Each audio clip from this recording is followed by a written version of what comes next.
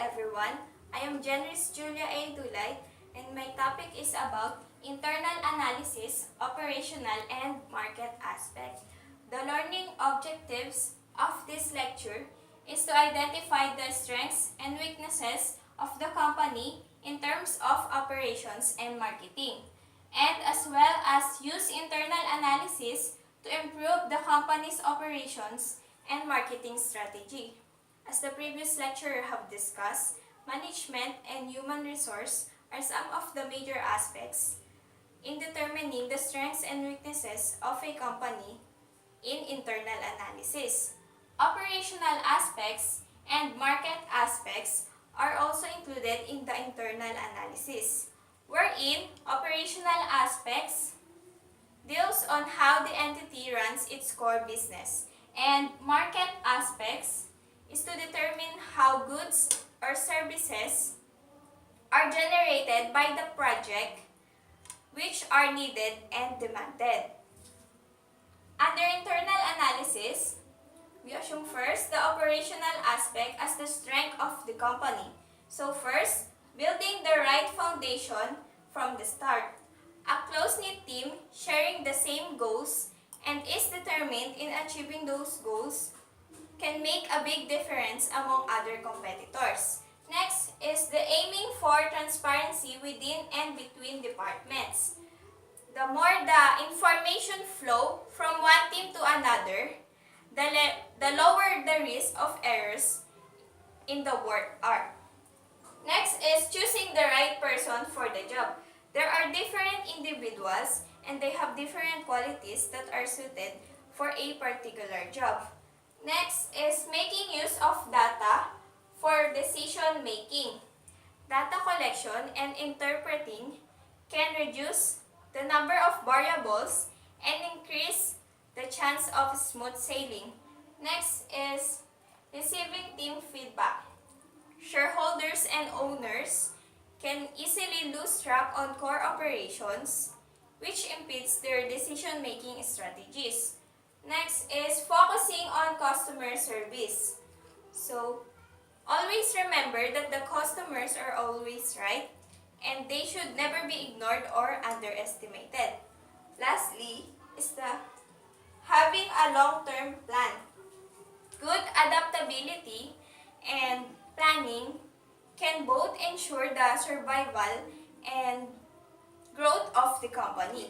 So now is the operational aspect as the weakness of the company. Making employees fear management, high employee turnover rates, damage company reputation, and etc. A business that has poor management personnel has multiple problems. These issues begin internally and begin to show externally. Eventually, it affects the overall ecosystem of the business when poor reviews come in and employees start to quit unannounced.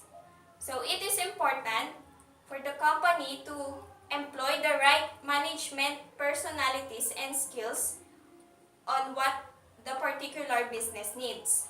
Now, let's move on the market aspects as the strength of the company. First is to know your target audience. So you have to know who are your target audience and what are their interests. Next is the awareness.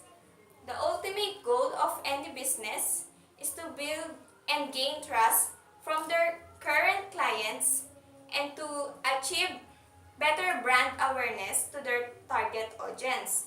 Next is unique advantages. Your brand has to offer its unique advantage so that the audience will choose it over the competitor's offer. Next is the communication with clients. It is important to build a good relationship between you and your client to know how and when to communicate. Next is the activities. Each and every action you will take must maintain its relation to the marketing strategy of the company. So next is the market aspects weakness of the company. So, lack of marketing expertise, lack direction, do not update websites regularly, etc.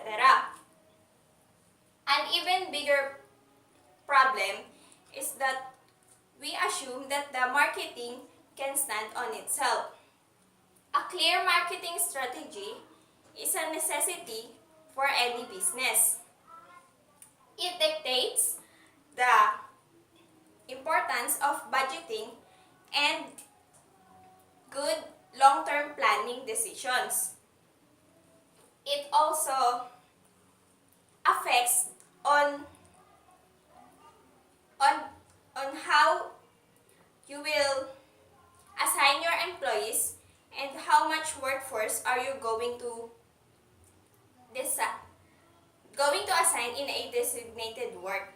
Next is that the word of mouth is good, but over